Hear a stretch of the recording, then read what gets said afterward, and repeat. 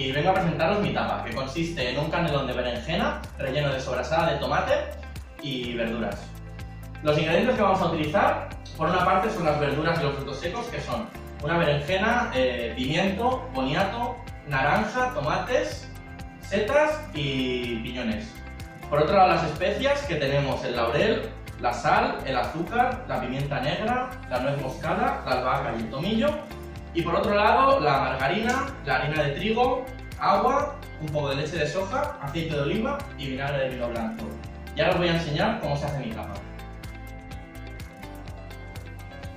Empezamos la tapa preparando el canelón, que se compone de una lámina de berenjena escaldada y pasada por la plancha, la cual rellenaremos con una sobrasada hecha a base de tomate, aceite de oliva, piñones, tomillo y albahaca, enrollándolo con mucho cuidado y retirando el exceso de berenjena.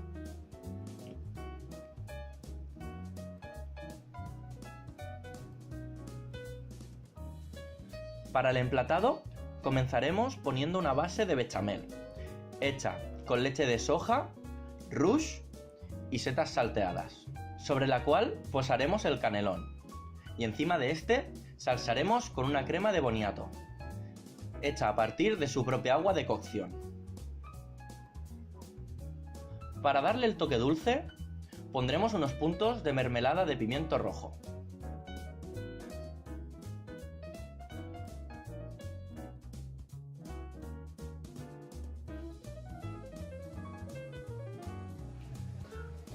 Y para acabar el plato, decoramos con un aceite de naranja y unas tejas hechas a partir del agua de cocción del boniato, aceite y harina.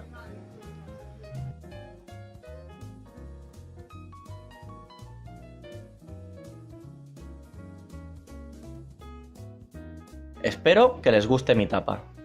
Gracias por ver el vídeo.